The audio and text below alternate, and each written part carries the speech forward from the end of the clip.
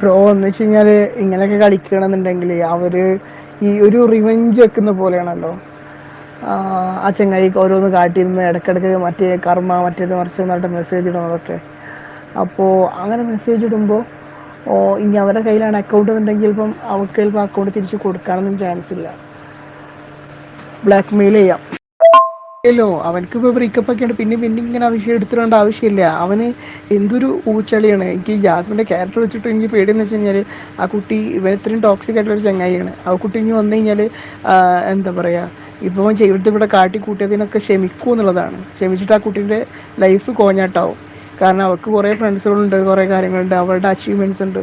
ഇവളെ ഒരു സെലിബ്രിറ്റി എന്നുള്ള രീതിയിൽ മാത്രമാണ് ആ ചങ്ങായി കണ്ടുക്കുന്നത്.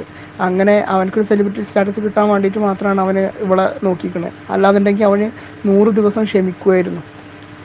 മുല്ലപ്പൂ ഫാൻസിൻ്റെ വോയിസ് ആണ്. അതായത് മുല്ലപ്പൂ ഫാൻസ് സംസാരിക്കുന്നത് അഫ്സലിനെ കുറിച്ചാണ്. എന്താ അവസ്ഥ അല്ലേ? അതായത് ഇപ്പോൾ ഈ കാണിച്ചുകൂട്ടിലൊക്കെ ജാസ്മിൻ അതിൻ്റെ ഉള്ളിൽ പരിപാടി ഒക്കെ കഴിഞ്ഞ് എല്ലാം കഴിഞ്ഞു, ഗബ്രി ഔട്ടാവലും ഒക്കെ പരിപാടി കഴിഞ്ഞതിന് ശേഷം ഇപ്പോഴും ഈ മുല്ലപ്പൂവിൻ്റെ ഗ്രൂപ്പ്, അതായത് ആർമി ഗ്രൂപ്പുകളിൽ വരുന്ന വോയിസ് മെസ്സേജാണ് നമ്മൾക്ക് ഓരോരുത്തർ ഫോർവേഡ് ചെയ്ത് തരുന്നത് കേട്ടോ. അതായത് ഈ അഫ്സലിനെ കുറിച്ചാണ് ഇവരിവിടെ സംസാരിക്കുന്നത്. അഫ്സൽ ടോക്സിക്കാണ്. അഫ്സൽ ജാസ്മിൻ്റെ സെലിബ്രിറ്റി സ്റ്റേറ്റസ് കണ്ടിട്ടാണ്, അതായത് ഇനി ജാസ്മിൻ പുറത്ത് വന്നു കഴിഞ്ഞാൽ, ആ കുട്ടി എന്ന് ഉദ്ദേശിക്കുന്നത് ജാസ്മിൻ, ആ കുട്ടി പുറത്ത് വന്നു കഴിഞ്ഞാൽ ഇവർക്ക് പേടിയാണ്. ഇവനോട് ഇനി ക്ഷമിച്ചിട്ട് ഇവൻ്റെ കൂടെ പോവുമോ, ആ കൂടെ പോയി കഴിഞ്ഞാൽ ആ കുട്ടിയുടെ ഭാവി എന്തായിരിക്കും എന്നുള്ളത്. എന്താടോ, എന്ത് ടോക്സിക് ടീംസാണ് നിങ്ങൾ. ഇതേ ടീം തന്നെയാണ് ഇതിന് മുന്നേ ജിൻഡോൻ്റെ കാലൊടിയണം അല്ലെങ്കിൽ ജിൻഡോയ്ക്ക് പരിക്ക് പറ്റണം എന്നുള്ള രീതിയിൽ ഇതിന് മുന്നേ സംസാരിച്ചിട്ടുള്ളത്. ഏതായാലും ഇപ്രാവശ്യം ബിഗ് ബോസ് സീസൺ 6 പ്ലെയേഴ്സ് കളിക്കുന്നേക്കാളും കൂടുതൽ കളികളാണ് ബിഗ് ബോസ് കളിക്കുന്നത്. അതിനേക്കാളും ഒന്നും കൂടി ടോക്സിക്, വളരെ ടോക്സിക് ആയിട്ടുള്ള സിറ്റുവേഷനിലാണ് പുറത്തുള്ള ഫാൻസ് ഗ്രൂപ്പ് പോയിക്കൊണ്ടിരിക്കുന്നത്. ഇത് മാത്രമൊന്നുമല്ല, ഇതിനേക്കാൾ ഒരുപാട് വോയിസ് ക്ലിപ്പുകൾ നമുക്ക് ഫോർവേഡ് ചെയ്ത് കിട്ടിയിട്ടുണ്ട്. ഇവർ പ്രൈവറ്റ് ഗ്രൂപ്പ്സ് ഒരുപാടുണ്ട്. ആ ഗ്രൂപ്പുകളിൽ മറ്റുള്ള കണ്ടസ്റ്റൻസിനെ സൈബർ ബുള്ളി ചെയ്യാൻ, മറ്റുള്ള കണ്ടസ്റ്റൻസിനെ റിലേറ്റീവ്സിനെ വരെ, അതായത് അവരുടെ ഫ്രണ്ട്സിനെ വരെ, അവർക്ക് വേണ്ടി സംസാരിക്കുന്നവരെ, അവർക്ക് വേണ്ടി വീഡിയോസ് ചെയ്യുന്ന എല്ലാവരെയും സൈബർ ബുള്ളി ചെയ്യാനുള്ള ഭയങ്കര സ്ട്രോങ് ആയിട്ടുള്ള പരസ്യമായിട്ടുള്ള ആഹ്വാനങ്ങൾ വരെ ഉണ്ട്, വളരെ സ്ട്രോങ് ആയിട്ട്. നമുക്ക് സ്ലോലി പുറത്ത് വിടാം. ഇത് ഇന്നലെ ഇപ്പോൾ 2 ദിവസം കഴിഞ്ഞതിന് ശേഷം ഈ ഗബ്രി പുറത്ത് വന്നതിന് ശേഷം ഗബ്രിയുടെ ഒരു ഇൻ്റർവ്യൂ ഉണ്ടായിരുന്നു കേട്ടോ. നിങ്ങൾ എത്ര പേര് കണ്ടു എന്നറിയില്ല. അപ്പോൾ ഈ ഇൻ്റർവ്യൂവിനെ കുറിച്ചും ഈ ഗബ്രീനെ, അതായത് ഇവരെന്ന് വെച്ചാൽ ഒരു അന്തം ഫാൻസൊക്കെ പറഞ്ഞാൽ പണ്ട് നമ്മൾ കുറേ അന്തം ഫാൻസിനെ കണ്ടിട്ടുണ്ട്. പക്ഷേ ഇത്രയും ഭയങ്കര എന്താ പറയുക, പരമ അന്തങ്ങൾ ആദ്യമായിട്ട് കാണുക. കാരണം വെച്ചാൽ ഗബ്രി എന്നൊരു വ്യക്തിനെ കുറിച്ച്, അതായത് ഗബ്രിയും ജാസ്മിനും തമ്മിലുള്ള ആ കോംബോ എൻ്റെ അഭിപ്രായത്തിലൊരു 80-90% ആൾക്കാരും, അതായത് 10% അവരുടെ കട്ട ഈ പറഞ്ഞ അന്തം വിട്ട ഫാൻസ് അല്ലാത്ത ഒരുവിധം എല്ലാവർക്കും ഈ ഒരു കോംബോ അത്രയും വെറുത്തിട്ടുണ്ടായിരുന്നു സീരിയസ്ലി. പിന്നെ പുറത്ത് ഇറങ്ങി വന്നതിന് ശേഷമാണെന്നുണ്ടെങ്കിലും ഗബ്രിയുടെ ഇൻ്റർവ്യൂ കണ്ടവർക്ക് അത് ബാക്കി 10% തലയ്ക്കകത്ത് യാതൊരു ആൾ താമസമില്ലാത്തവരുടെ കാര്യം പോട്ടെ, ബാക്കി ഒരുവിധം എല്ലാവർക്കും ഗബ്രി പുറത്ത് വന്നതിന് ശേഷം ഗബ്രി കൊടുത്തിട്ടുള്ള ഇൻ്റർവ്യൂ കണ്ട സമയത്ത് കംപ്ലീറ്റ് വെറുത്തതാണ്. പക്ഷെ ആ ഇൻ്റർവ്യൂവിനെ വരെ, അല്ലെങ്കിൽ ഗബ്രീൻ്റെ ഇൻ്റർവ്യൂവിനെ വരെ എന്തോ ദിവ്യമായ സംഭവമാക്കിയിട്ട് കാണുന്നത്. ഇൻ്റർവ്യൂവിൻ്റെ കുറച്ച് പോർഷനും കൂടി കൂട്ടത്തിൽ പ്ലേ ചെയ്യുന്നുണ്ട്, നിങ്ങൾ കണ്ടിട്ടുണ്ടായിരിക്കും. പക്ഷെ നമ്മൾ ഈ ഒരു വീഡിയോ ചെയ്യുമ്പോൾ ഞാനൊരു വോയിസ് ക്ലിപ്പും കൂടി പ്ലേ ചെയ്യിക്കാം. ആ വോയിസ് ക്ലിപ്പിൽ അതായത് ഗബ്രിയുടെ ഇൻ്റർവ്യൂവിനെ പറ്റിയാണ് പറയുന്നത്. ഗബ്രിയുടെ ഇൻ്റർവ്യൂ നിങ്ങളെല്ലാവരും ഒരുവിധം എല്ലാവരും കണ്ടിട്ടുണ്ടായിരിക്കും.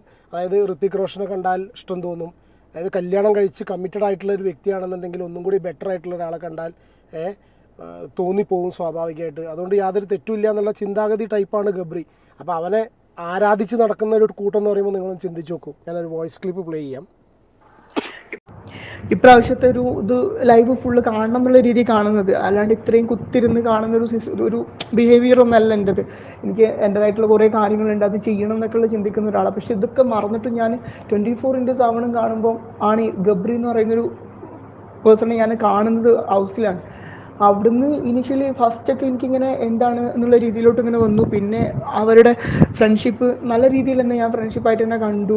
നമ്മളൊക്കെ ഇടയിലും അങ്ങനത്തെ ഒക്കെ ഫ്രണ്ട്ഷിപ്പ് ഉണ്ടായിട്ടുണ്ട്. അപ്പം നമുക്കല്ലെങ്കിൽ നമ്മളെ ഫ്രണ്ട്സുകൾ ഇതേപോലെ കൈകോർത്ത് നിൽക്കുന്ന വേറെ കുറേ സുഹൃത്തുക്കളായിട്ടുള്ളവർ കണ്ടിട്ടുണ്ട്. അപ്പം അതൊക്കെ നല്ല രീതിയിൽ എൻജോയ് ചെയ്തിട്ടുണ്ട്. രാത്രികളിൽ കിടക്കുന്ന സമയത്താണെങ്കിലും അവരൊന്നും സംസാരിച്ചെങ്കിൽ അത് കേൾക്കാമായിരുന്നു. അല്ലെങ്കിൽ അവരുടെ ഗബ്രിയുടെ ഒരു ചിരിയുണ്ട്, അത് ജാസ്മിനും അവ നോക്കുന്ന ഒരു ഇന്നസെൻറ്റ്, ആ ഒരു ലൈക്ക് ആ ഒരു സംഭവങ്ങളൊക്കെ ഭയങ്കരമായിട്ട് ആ എക്സ്പ്രഷൻസൊക്കെ മിസ് ചെയ്യുന്നുണ്ട്. ഇപ്പം ഇന്നലെ ആണെന്നുണ്ടെങ്കിലും ഞാൻ കണ്ട സ്വപ്നങ്ങളൊക്കെ പലതും അവരെ റിലേറ്റ് ചെയ്തിട്ടുള്ള സ്വപ്നങ്ങളാണ്. മീൻസ് വയ്യ, എന്നാലും ചിരിപ്പിക്കാതടാ പൊന്നെ. അയ്യോ, രാത്രി കിടക്കുന്ന സമയത്ത് ഗബ്രി ജാസ്മിന് സ്വപ്നം കാണുന്ന ഫാൻസൊക്കെയാണ്. എൻ്റെ ഭഗവാൻ, ഇതൊന്നും അല്ല. ഞാൻ കുറച്ച് 1-2 മാത്രം ഫോർവേഡ് ചെയ്ത് കിട്ടിയാലും ഒന്ന് ജസ്റ്റ് ഒന്ന് പ്ലേ ചെയ്ത് എത്രത്തോളം ഇവർ ടോക്സിക് ആണെന്ന് അറിയിക്കാനാണ്. എത്രത്തോളം ടോക്സിക്കല്ല, എത്രത്തോളം എന്താണ്. ഈ അഫ്സലിൻ്റെ കേസിൽ അഫ്സലിനെതിരെ ഭയങ്കര സ്ട്രോങ് ആയിട്ടാണ് ക്യാമ്പയിനിങ് നടക്കുന്നത് ഇപ്പോഴും. അതെ, ഇതിനൊക്കെ കാരണം എന്താണെന്ന് വെച്ചാൽ ഇത് ഇവന്മാരെ എന്താ പറയുക, ഈ ജാസ്മിൻ ഗബ്രി എനിക്ക് മനസ്സിലാവുന്നില്ല. ജാസ്മിൻ ഗബ്രി കോംബോനെ ഇത്ര അധികം സ്നേഹിക്കുകയെന്ന് മാത്രമല്ല, ഇവരുടെ സംസാരങ്ങളൊക്കെ കേട്ട് കഴിഞ്ഞാൽ, കുറേ വോയിസൊക്കെ എനിക്ക് ഫോർവേഡ് ചെയ്തിട്ടുണ്ട് ഓരോരുത്തർ. അപ്പോൾ ഇങ്ങനെ ഇത് കേട്ട് കഴിഞ്ഞാൽ എന്തോ ഒരു ആരാധന എന്ന് പറഞ്ഞാൽ, ഈ ചങ്ങാതിനെ ഒന്ന് കണ്ടിരുന്നെങ്കിൽ, ഇവൻ്റെ എക്സ്പ്രഷൻസൊക്കെ കണ്ടിട്ട് അതന്നെ റീല് വീണ്ടും വീണ്ടും ഇട്ട് കാണുന്നവരൊക്കെയാണ് പറയുന്നത്. അതായത് ഗബ്രിയുടെ ചില ക്യൂട്ട് എക്സ്പ്രഷൻസും ചിരിയും കാര്യങ്ങളൊക്കെ കണ്ടു കഴിഞ്ഞിട്ട് അതന്നെ റീലിട്ട് നടക്കുക, സ്റ്റാറ്റസ് ആക്കുക. അപ്പോൾ ഇപ്പം ചിന്തിക്കുമ്പം എനിക്ക് ഏറ്റവും വെറുപ്പ് എന്ന് വെച്ച് കഴിഞ്ഞാൽ ലൈവ് കാണാൻ തോന്നുന്നില്ല. ജാസ്മിൻ എന്താണ് നാളെ ഇന്ന് രാത്രിക്ക് ശേഷം അവൾ എന്തായിരിക്കും, അവളുടെ വിഷമങ്ങൾ എന്തായിരിക്കും, അവളെങ്ങനെ ഓവർകം ചെയ്യുന്നുള്ളതുണ്ട്. അതിന് വേണ്ടിയിട്ട് ലൈവ് കാണുന്നല്ലാണ്ട് അതിലുപരിയായിട്ട് കാണാൻ തോന്നുന്നില്ല. ആസ് എ ജാസ്മിൻ അവിടെ ഉണ്ടെന്നുണ്ടെങ്കിലും പക്ഷേ ഒരു എന്താ പറയുക, ലൈക്ക് അവൾ ഇനി എങ്ങനെയാണ് മുന്നോട്ട് എന്നുള്ളത് അറിയില്ല. ഉഷാറാവട്ടെ. പിന്നെന്ന് വെച്ച് കഴിഞ്ഞാൽ അവിടുത്തെ നോറ, അൻസിബ, ശ്രീരേഖ, ശരണ്യ ഇവരൊക്കെ കാണുമ്പോൾ ഒരു വെറുപ്പ് വരുന്നത്. കാരണം അത്രയും സേഫ് ഗെയിം കളിച്ച് നിൽക്കുന്ന ആളുകളുണ്ടായിട്ടും ഇവനെ പുറത്താക്കിയല്ലോ ബിഗ് ബോസ്. ഞാൻ ഒരിക്കലും എക്സ്പെക്ട് ചെയ്തിട്ടില്ല ഇവനെ പുറത്താക്കുന്നു. സീക്രട്ട് റൂം കൊടുക്കും തന്നെ ആയിരുന്നു എൻ്റെ ഒരു 100% ഉറപ്പ്. കാരണം അവരൊക്കെ ഉണ്ടായിട്ടും എന്തുകൊണ്ട് എന്നുള്ളൊരു ക്വസ്റ്റ്യന്. കാരണം അത്രയും ടാസ്ക് കൃത്യമായിട്ട് വായിക്കാനും മനസ്സിലാക്കി ചെയ്യാനും കഴിയുന്നൊരു വ്യക്തികൾ എന്ന് പറയുന്നത് ജാസ്മിൻ ഗബ്രി ആയിരുന്നു. പക്ഷേ എന്താണെന്നുണ്ടെങ്കിൽ ജാസ്മിൻ ഒരു പടി ടാസ്ക് മനസ്സിലാക്കുന്നതിൽ ഗബ്രി ആയിരുന്നു. എനിക്കറിയില്ല ഇനിയിപ്പോൾ നാളെ ഇപ്പോൾ റിയാസലിമാരെ വരുന്ന. ഇതൊക്കെയാണ് ഗ്രൂപ്പിൽ നടക്കുന്നത്. പിന്നെ ഇന്നലെ സിബിൻ്റെ ലൈവ്, ഈ ഒരു സംഗതി, അതായത് ഇപ്പോൾ സിബിൻ്റെ ലൈവിൽ സിബിൻ 1-2 കാര്യങ്ങൾ പറഞ്ഞിരുന്നു. ഈ ഗ്രൂപ്പുകൾ, ഈ ജാസ്മിൻ്റെ PR ടീംസ് അല്ലെങ്കിൽ എത്ര അധികം സൈബർ ബുള്ളി ചെയ്യുന്നത്. ഞാൻ അതുകൊണ്ടാണ് ഈ വീഡിയോ എടുക്കാൻ, ഇത് ചെയ്യാനുള്ള റീസൺ തന്നെ അതാണ് കേട്ടോ.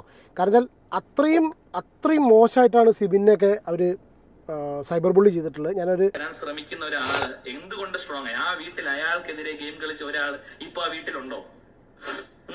അവരൊക്കെ ഓഡിയൻസിന്റെ വോട്ട് കൊണ്ടാണ് പുറത്തേക്ക് വന്നത്. എന്തുകൊണ്ട് ഗബ്രി പുറത്തുപോയി? ജാസ്മിന് ഒറ്റയ്ക്ക് ഗെയിം കളിക്കാൻ വേണ്ടിയിട്ടാണ് ഗബ്രി പുറത്തു പോയത്. ഗബ്രി തനിയെ ഇറങ്ങി കൊടുത്താണോ? കറക്റ്റ്. ഈ ഒരൊറ്റ സംഗതിയാണ് നമ്മൾ കുറേ കാലങ്ങളായിട്ട് പറഞ്ഞുകൊണ്ടിരിക്കുന്നത്. അതായത് ഇപ്പോൾ ഗബ്രി എന്തുകൊണ്ട് പുറത്തു പോയി, ഗബ്രി പുറത്തു പോയിട്ട് കുറച്ച് ദിവസമായി, പുറത്തെത്തി അവനവൻ്റെ പരിപാടികളായിട്ട് മുന്നോട്ട് കൊണ്ട് നമ്മൾ കുറച്ച് ലേറ്റായിട്ടാണ് വീഡിയോ ചെയ്യുന്നതെങ്കിലും ഇന്നലെ സിബിൻ പറഞ്ഞൊരു പോയിന്റ് ഇതാണ്, എന്തുകൊണ്ടാണ് ഗബ്രി പുറത്തു പോയതെന്ന്. അപ്പോൾ ഇതുപോലെ എന്താ പറയുക, ഈ കാര്യങ്ങൾ വെട്ടിത്തുറന്ന് പറയുന്ന സിബിനെ പോലുള്ള ആൾക്കാരെയൊക്കെ ഇത്രയും സ്ട്രോങ് ആയിട്ട് സൈബർ ബുള്ളി ചെയ്യാനുള്ള റീസൺ എന്ന് പറഞ്ഞു കഴിഞ്ഞാൽ ഇവന്മാരുടെ മനസ്സിനകത്ത് ഈ ജാസ്മിൻ ഗബ്രി കോംബോ, ഇവർ തമ്മിലുള്ള എന്താ പറയുക, കടി തന്നെ പറയാം, ഇതങ്ങോട്ട് അത്രയധികം തലയിലുള്ളിൽ കയറി കൂടിയിട്ടുണ്ട്. സത്യമായിട്ട് ഈ സീനൊക്കെ എവിടെയാ തുടങ്ങിയത്? ഒരു ഫോൺ കോൾ ആ വീടിനുള്ളിലേക്ക് വന്ന അപ്പത്തൊട്ടാണ്. അന്ന് മുതലുള്ള കാര്യങ്ങൾ ഞാൻ പറയാൻ തുടങ്ങിക്കഴിഞ്ഞാൽ വളരെയധികം ബുദ്ധിമുട്ടുണ്ടാകും. അത് ഈ ജാസ്മിൻ എന്ന കണ്ടസ്റ്റന്റിനല്ല, ഞാൻ സ്നേഹിക്കുന്ന ഒത്തിരി പേർക്ക് അതൊക്കെ ബുദ്ധിമുട്ടാവും. അതുകൊണ്ട് മിണ്ടുന്നില്ല ഞാൻ. മനസ്സിലായില്ലേ? ഇതെന്താ വെച്ചാൽ ഇതുപോലുള്ള ഈ ടോക്സിക് ഫാൻസ് ഇതുപോലെ കാര്യങ്ങൾ ചെയ്യുന്ന ഒറ്റ കാര്യം കൊണ്ടാണ് ഇത് സിബിനെ പോലുള്ള ആൾക്കാർക്കൊക്കെ ഇതുപോലെ കാര്യങ്ങൾ വിളിച്ച് പറയേണ്ടി വരുന്നത്. അതുപോലെ നിങ്ങളിപ്പോൾ ശ്രദ്ധിച്ചോന്നറിയില്ല, ബിഗ് ബോസിൻ്റെ കംപ്ലീറ്റ് ഒരു ഷിഫ്റ്റ് വന്നിട്ടുള്ളത്. കഴിഞ്ഞ 2 വീക്കെൻഡ് എപ്പിസോഡുകളിൽ ജാസ്മിൻ അത്രയും പൊക്കി പറഞ്ഞതിന് ശേഷം ഇപ്പോൾ നമ്മൾ ജിൻഡോയുടെ കണ്ടന്റ് വളരെ കുറച്ചേ കാണുന്നുള്ളൂ. ഞാൻ ഇന്നലെ സിബിൻ ഇന്നലെ ആ ഒരു കാര്യം ലൈവിൽ പറഞ്ഞിരുന്നു.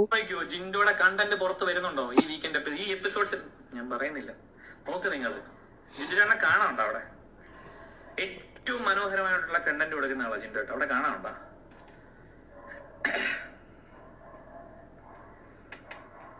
അപ്പൊ ശരി എന്നാ എല്ലാം. അതും വലിയൊരു സംഭവമാണ്. കാരണം വെച്ചാൽ ഞാൻ നോക്കുന്ന സമയത്ത് കഴിഞ്ഞ ആഴ്ച ഒന്നും ജിൻഡോയുടെ കാര്യമായിട്ടുള്ള കണ്ടന്റ് ഇല്ല. ഇത് നിങ്ങൾ ശ്രദ്ധിച്ചത്, നിങ്ങൾ എന്തുകൊണ്ടാണ് ഇത്ര ക്ലിയർ ആയിട്ട് നമ്മൾ പറയാൻ കാരണം വെച്ചാൽ നമ്മുടെ കിടിലം ഫിറോസിൻ്റെ ഒരു ഇൻ്റർവ്യൂവിൽ കിടിലം ഫിറോസ് പറഞ്ഞൊരു ഡയലോഗുണ്ട്. അതായത് ഒരു വ്യക്തിയുടെ ഭാഗത്ത് നിന്ന് എന്താണ് പുറത്തേക്ക് വരേണ്ടത്, അയാളുടെ എന്ത് രൂപമാണ് പുറത്തേക്ക് വരേണ്ടത്, അല്ലെങ്കിൽ ഒരു വ്യക്തിയുടെ ഭാഗത്ത് നിന്ന് എന്തെങ്കിലും കോണ്ടന്റ് പുറത്തേക്ക് വരണോ എന്ന് തീരുമാനിക്കുന്നത് അതിനുള്ളിൽ ഇരിക്കുന്നവരാണ്, അതായത് ആ ഷോൻ്റെ പുറകിലുള്ള ആൾക്കാരാണ്. ഇനി ഒരു സംഗതിയും കൂടി ജസ്റ്റ് ഒന്ന് പ്ലേ ചെയ്യാം, കൂട്ടത്തിലൊന്ന് പറയുന്നതേ ഉള്ളൂ. ഈ ഗബ്രീനെ ഭയങ്കരമായിട്ട് വാഴ്ത്തി പാടിയിട്ടുണ്ടല്ലോ മറ്റവൻ. നിങ്ങളിപ്പോൾ ഒരു വോയിസ് ക്ലിപ്പ് കേട്ടല്ലോ, ഗബ്രി കൊടുത്തിട്ടുള്ള ഇൻ്റർവ്യൂസും ഗബ്രി പറയുന്ന സംസാരം ഫിലോസഫിയും കേട്ട് കണ്ണ് തള്ളിപ്പോയവർ. ഞാനും തള്ളി കണ്ണ് ഇത് കേട്ടപ്പോൾ. സയന്റിഫിക്കലി പ്രൂവൻ ആണ് ഒരു മനുഷ്യന് 8 ഹഗ് മിനിമം ഒരു ദിവസം വേണം എന്നുള്ളത്. നോർമലി പോകാനായിട്ട് ഒരു മനുഷ്യന് 8 ഹഗ്. മറ്റേ ഏതാ ഉദയനാനതാര സിനിമയിൽ പറയില്ലേ, ചില മാസങ്ങളിൽ 2-2.5 കോടി വരും. അതേത് മാസം? ഏപ്രിൽ എന്ന് പറഞ്ഞാൽ ചില മാസങ്ങളിൽ എന്ന് 8ആണാവോ, ചില ദിവസങ്ങളിൽ 8ൽ കൂടുതൽ. ഇതൊക്കെ എണ്ണിയിരിക്കുന്നുണ്ടല്ലോ ഈ ചങ്ങാതി. കൊടുത്തതും ഹഗ് ചെയ്തതും എന്റെ ഫാമിലിക്ക് കുഴപ്പമില്ല എന്ന് പറഞ്ഞു. കാരണം അവർക്ക് എന്നെ അറിയാം ഞാൻ ഇങ്ങനെ ഒരു വ്യക്തിയാണെന്ന്. അതെ, ഞങ്ങൾക്ക് അറിയില്ലായിരുന്നു നീ ഇങ്ങനെയാണ് വ്യക്തിയാണെന്നുള്ളത്. Jasmine was already a person like this. I was already a person like this. Physical intimacy എന്താണെന്നുള്ളത്, ഫിസിക്കൽ ടച്ചാണ് ലവ് ലാംഗ്വേജ്. എന്തൊക്കെയോ പറയുന്നുണ്ട്. അതായത് സത്യം അവൻ പറഞ്ഞ വളരെ കറക്റ്റാണ്. അവനും അങ്ങനത്തെ ഒരു ടൈപ്പാണ്, ഫിസിക്കൽ ടച്ച് താല്പര്യമുള്ളതാണ്. വേറെ ഭാഷയാണ് പറയുക അല്ലേ. ജാസ്മിനും അത് താല്പര്യമുള്ള വ്യക്തിയാണ്. എന്റെ പാർട്ണർ അങ്ങനെ ഒരു വ്യക്തിയാണെങ്കിൽ അവളുടെ ലവ് ലാംഗ്വേജ് ഒരു സുഹൃത്തിനെ പ്രണയിച്ചാൽ അത് തെറ്റാണ്.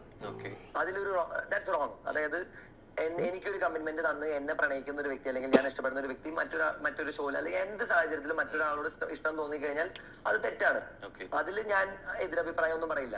പക്ഷെ അവിടെയും ഈ പറയുന്ന ഗ്രേ ഏരിയ തന്നെയാണ്. ബ്ലാക്കും വൈറ്റും മാത്രം നോക്കിയിട്ട് കാര്യമില്ല.